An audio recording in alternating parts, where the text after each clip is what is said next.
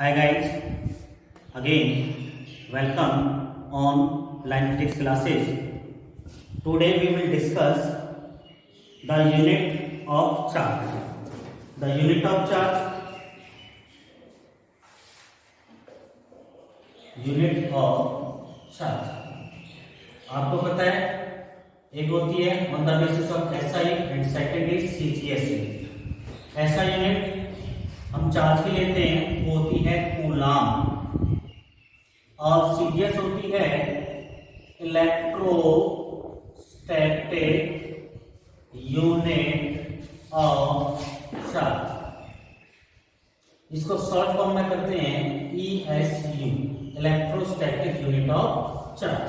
इसका हम दूसरा नाम भी लेते हैं जो कई बार ज्यादातर ये मिलेगा आपको स्टैट कूलाम। क्या कहते हैं? Stat coulomb. तीसरा ये बहुत कम देखने को मिलेगा, ये होता है फ्रैंकलिन, क्योंकि इसने चार्ज के प्रति बहुत सारा कंट्रीब्यूशन दिया। ओके, ऐसे चार्ज की यूनिट होती है, ऐसा यूनिट होती है कूलाम, सीरीज होती है इलेक्ट्रोस्टैटिक यूनिट ऑफ चार्ज और स्टैट कूलाम और फ्रैंकलिन। अब बात आती है कि जो चार्ज होता है होता है 1.6 into 10 to the power -19 coulomb और 1 इलेक्ट्रॉन। एंड हम बात करें ESU में तो वो होगी 4.8 into 10 to the power -10 ESU of charge. यहां से 1.6 इंटू 10 टू द पावर 19 को दूसरी साइड में लेके जाएंगे तो हो जाएगा 4.8 into 10 to the power -10 by बाई 1.6 इंटू 10 टू द पावर -9। इससे 3 टाइम्स कैंसिल हो गया और ये ऊपर हो जाएगा 3 इंटू 10 टू द पावर कितना हो जाएगा 9। It means 1 coulomb will be equal to 3 into 10 to the power 9 ESU of charge. और ESU का दूसरा नाम क्या है? Stat coulomb. It means 3 into 10 to the power 9 stat कूलाम। याद रखोगे कि एक कूलाम में कितने स्टैट कूलाम होते हैं? 3 into 10 to the power 9। Okay, एक एनोडर यूनिट और होती है another unit of charge is electromagnetic unit of charge. इसको हम लिखते हैं शॉर्ट फॉर्म में EMU, electromagnetic unit of charge. ये इक्वल होता है 3 into 10 to the power 10 ESU of charge. यानी कि एक इलेक्ट्रोमैग्नेटिक यूनिट ऑफ चार्ज में कितने होते हैं? 3 into 10 to the power 10 electrostatic unit of charge. It means हम इसको क्या बोल सकते हैं? स्टैट कूलाम भी कह सकते हैं। और अभी आपने पढ़ा था 3 into 10 to the power 9 stat coulomb के इक्वल होते हैं 1। इट मींस यहाँ 9 से मैं 10 करूंगा तो क्या ये 10 कब होगा? जब मैं 10 की मल्टीप्लाई कर दूंगा तो 10 की इधर भी करनी पड़ेगी। ये कितना हो जाएगा? 10 कूलाम। यानी कि 1 EMU must be equal to 10 coulomb. कोई प्रॉब्लम? ये हमारा हो गया यूनिट ऑफ चार्ज। बेटा नेक्स्ट टॉपिक है हमारा जिसका नाम है डाइलेक्ट्रिक कांस्टेंट और relative electrical permittivity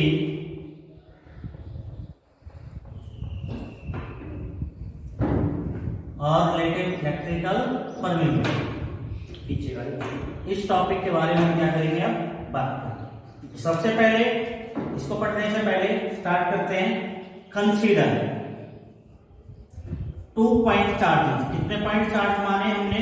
2 point charges, एक Q1 और दूसरा Q2 are separated by a medium. Separated by a medium, by a distance r0, then force of interaction, तो इन दोनों के बीच में फोर्स ऑफ इंटरेक्शन कितना होगा, आपको कूलम्ब से ट्राई करना है। F मतलब फोर्स, M मतलब मीडियम का, क्योंकि हमने किससे सेपरेट कर रखा है, मीडियम से। तो Fm हो जाएगा 1/4 pi epsilon naught Q1 Q2, यही तो दो चार्ज है हमारे पास, और डिस्टेंस क्या है r square. This is equation first. बेटा मान के चलो हमारे पास ये दो चार्ज थे, एक Q1 था एक Q2 था, बीच की डिस्टेंस थी हमारी r। अभी इन दोनों के बीच में हमने क्या माना था, मीडियम माना, लेकिन अब हम मीडियम नहीं मान रहे हैं, मीडियम को रिप्लेस कर रहे हैं किससे, मीडियम को रिप्लेस कर देंगे एयर से, या फिर फ्री स्पेस, या फिर वैक्यूम से। नाउ ये बात हमें लिखनी भी होगी। Now medium is replaced by free space. तो then force of interaction, then force of interaction क्या होगा, F O। O क्यों लिया, क्योंकि भैया फ्री स्पेस है या फिर वैक्यूम है या फिर एयर है। तो फॉर्मूला हो जाएगा 1/4 पाई एप्सिलॉन, यहां हमने गलत किया, ये क्या आएगा, एप्सिलॉन आएगा, केवल एप्सिलॉन नॉट नहीं लिख सकते हम यहाँ पर, ठीक है। यहाँ पे आएगा epsilon naught Q1 Q2 upon में r स्क्वायर। बेटा इसी चीज का डिफरेंस है, मैंने उस दिन भी बताया था, जो एप्सिलॉन होता है वो absolute electrical permittivity of free space होता है। यदि फ्री स्पेस लेते हैं तो उसको हम डिनोट करते हैं बाई 0 या फिर O आप कहोगे, और जहां हम मीडियम ले रहे हैं यहाँ पे क्या लिखना पड़ेगा, हमें एप्सिलॉन लिखना पड़ेगा केवल, ठीक है। इसके लिए सॉरी, आगे इसको हम इक्वेशन सेकंड मान लिया। अच्छा आपको लिखने की जरूरत तो नहीं है, एप्सिलॉन क्या है, absolute electrical permittivity of medium, और एप्सिलॉन क्या है, absolute electrical permittivity of free space और एयर और vacuum. Now the equation second divided by equation first, तो क्या हो जाएगा, F डॉट अपॉन में Fm equal to 1/4 pi epsilon naught Q1 Q2 upon r square, और ये क्या है 1/4 pi epsilon Q1 Q2 upon में r स्क्वायर। इससे ये कैंसिल हो गया, 4 पाई से 4 पाई, ये हो जाएगा आपका F not upon Fm equal to बेटा 1/4 एप्सिलॉन नॉट, एप्सिलॉन ऊपर चला जाएगा अपॉन में 1, तो ये आ गया F नॉट अपॉन में Fm, एप्सिलॉन अपॉन में एप्सिलॉन नॉट, इसको हम लिखते हैं एप्सिलॉन r और k। तो यहाँ पे हमारे पास जो एप्सिलॉन r है वो एक नया वर्ड है, k एक नया वर्ड है। यहाँ पे जो एप्सिलॉन r है वो है relative electrical permittivity,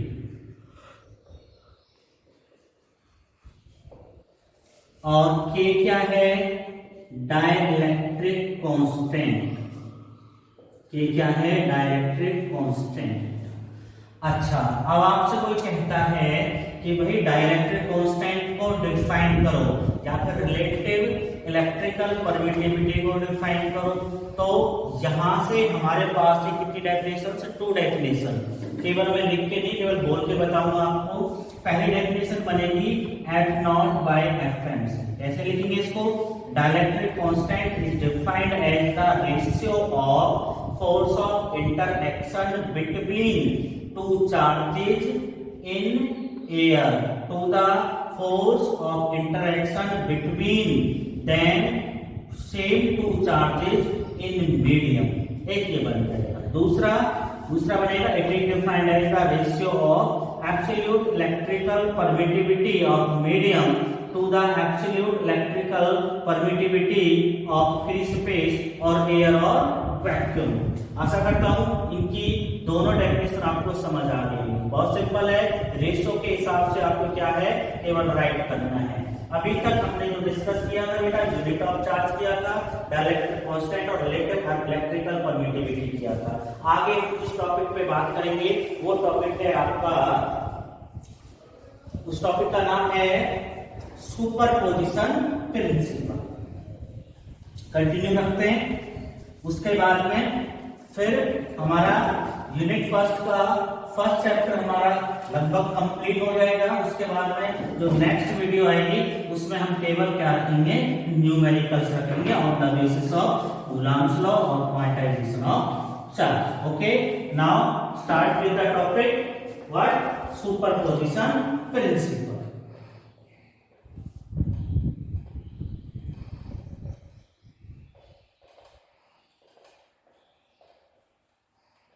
superposition principle देखिए इसमें क्या है, इसको थोड़ा ध्यान से देख लेना बेटा।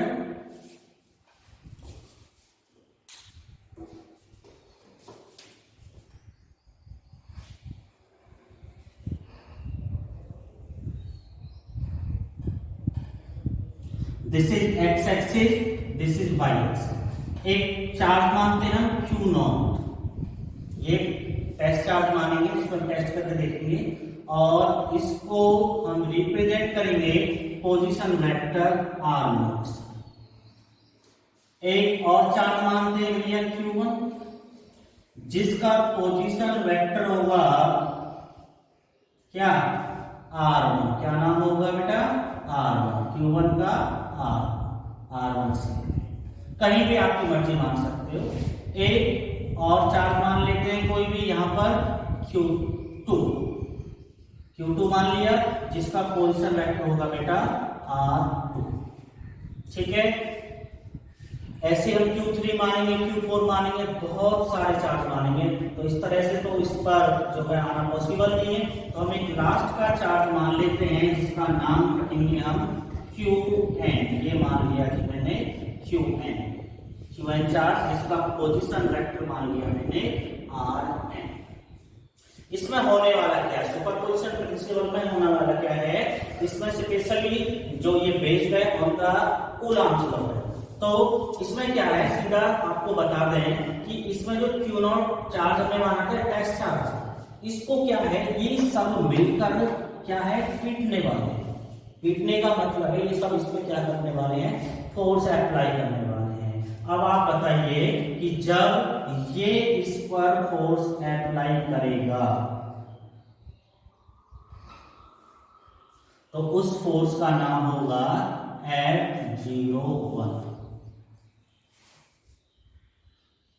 क्या नाम होगा, F01। कौन पीट रहा है, जीरो। कौन पीट रहा है, ऐसे ही बेटा ये इस पर फोर्स अप्लाई करेगा तो उसका नाम होगा F02। कौन पीट रहा है, जीरो। कौन पीट रहा है, ऐसे Q3 करेगा, ऐसे Q4 करेगा, जो हमने शो नहीं कर रखे। और ऐसे ही लास्ट में बेटा कौन है, ये, इसका नाम होगा F0n। कौन पीट रहा है, Qn पीट रहा है। कौन पीट रहा है, QO। इट मींस QO पर फोर्स अप्लाई कर रहा है, कर कौन रहा है, Qn।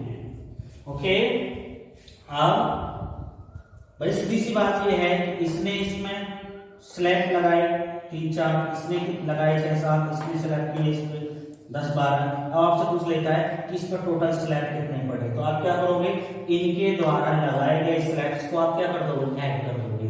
ऐसे ही मैं आपसे क्वेश्चन करता हूं कि बताइए कि इस पर टोटल फोर्स क्या लग रहा है, तो आप टोटल फोर्स के लिए आप क्या करोगे कि इन सभी फोर्सेस को क्या कर दोगे, ऐड कर दोगे। एक जो हमने कूलम्ब्स और वेक्टर फॉर्म में पढ़ा था बेटा, उसमें एक फॉर्मूला हमारा जैसे आया था F12, इसको मैं आपको बता देता हूं। हम लिखते हैं 1/4 Q1 Q2 अपॉन में R²। बेटा ध्यान रखना कि F12 की जगह यहाँ इसका उल्टा लिखना होता है, R21 का स्क्वायर और R21 का कैप। आप वहां पर प्रीवियस वीडियो में ये देख सकते हो। क्यों भैया, अब एक बार बताओ, इसमें कौन पीट रहा है, 1। कौन पीट रहा है, 2। तो अब आप बताइए कौन पीट रहा है, इसमें कौन फोर्स अप्लाई कर रहा है, 2। तो पिट कौन रहा है, 1। तो 1 तो जाएगा नहीं, 2 2 के पास बैठने के लिए क्या होगा, 2 ही आएगा 1 के पास, तो इसलिए हम कहां से जा रहे हैं, 2 से 1 के पास, इसलिए हम यहाँ इसका क्या लिखते हैं, उल्टा लिखते हैं। याद रखोगे। इसके आधार पर हम क्या करेंगे, अप्लाई करेंगे कूलम्ब्स लॉ। तो सबसे पहले वी कैलकुलेट फर्स्ट F01। बहुत सिंपल है, आप क्या करोगे बेटा, 1/4π। यहाँ पे क्या लिखा था, 1 2 लिखा था ना, तो चार्ज में क्या थे हमारा, एक 1 एक 2। ऐसे यहाँ पे चार्ज क्या रहेगा, एक Q0 एक रहेगा Q1 अपॉन में इसका उल्टा R10 का स्क्वायर और R10 कैप। अच्छा आप यहाँ पे देख लीजिए Q1 Q4, यही तो दो चार्ज है, ये हमने यहाँ पे अप्लाई किए, इसको हम इक्वेशन फर्स्ट बना लेते हैं।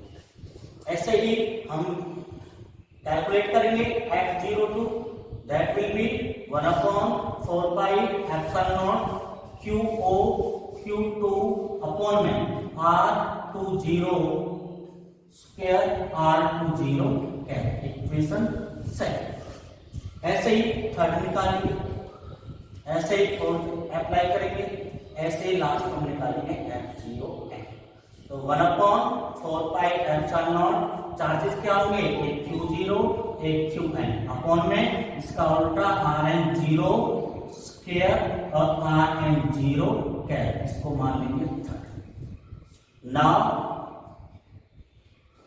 Total force on Q0, that will be, मान लेते हैं हम F will be equal to F01 F02 F03 F04 और so on between plus F0n। Now क्या करेंगे, वैल्यू पुट कर देते हैं, 1/4π0 Q0 Q1 R10 square R10 cap plus 1/4π0 Q0 Q2 upon में R20 स्क्वायर R20 कैप। ऐसे ही बेटा last में 1/4π0 Q0 Qn अपॉन में Rn0 स्क्वायर और Rn0 कैप। नाउ कुछ कॉमन है बेटा, हाँ है, 1/4π0 सभी में है, Q0 सभी में है, तो इधर क्या बचने वाला है, इधर बचने वाला है Q1 अपॉन में R10 का स्क्वायर इंटू R10 कैप। इधर बचने वाला है Q2 अपॉन में R20 स्क्वायर R20 कैप। ये गया बाहर, क्या बच गया, Qn अपॉन में Rn0 का स्क्वायर और Rn0 कैप। तो किसी को उसके बाद में अब हम क्या करते हैं, हम छोड़ना चाहें तो यहाँ छोड़ सकते हैं, हमारा काम भी हो गया था, लेकिन क्या है कि लास्ट में इसको एक शॉर्ट फॉर्म दे देते हैं, शॉर्ट लिख देते हैं। वो क्या हुआ, समेशन, क्योंकि समी तो हो रहे हैं सब, कहां से कहां, 1 से n तक, 1 से स्टार्ट कर रहे हैं कहां तक, n तक। अब आप देखिए Qi लिख दिया मैंने, तो Qi का मतलब है बेटा Q1 plus Q2 plus Q3 कहां तक जाएगा, Qn तक। ओके, ऐसे अपॉन में बेटा ये R10 है, यहाँ 20 आगे 30 होगा, 40 होगा, 10 होगा। अब आप देखिए कि जो सेकंड टर्म है वो तो 0 0 ही है, उस पर तो कोई फर्क नहीं पड़ रहा, चेंज क्या होगा, हो रही है आपकी फर्स्ट वाली 1 2 3, तो इसलिए फर्स्ट की जगह आई लिखेंगे, दूसरा क्या रखेंगे, सेम। ऐसे यहाँ पे आ जाओ आप, R12 पहले वाली टर्म चेंज हो रही है, दूसरी 0 ही है, कैप। तो ये आपका आ गया भैया क्या, सुपरपोजिशन प्रिंसिपल। इस फॉर्मूले की हेल्प से वी कैलकुलेट, हम कैलकुलेट कर सकते हैं क्या, हम कैलकुलेट कर सकते हैं कि एक फोर्स पर, एक चार्ज पर बहुत सारे चार्ज मिलकर फोर्स लगा रहे हो, तो हम उसको क्या कर सकते हैं, कैलकुलेट कर सकते हैं। ओके, ये वीडियो हमारा यहाँ पे फिनिश हुआ, आगे हम नेक्स्ट वीडियो में न्यूमेरिकल्स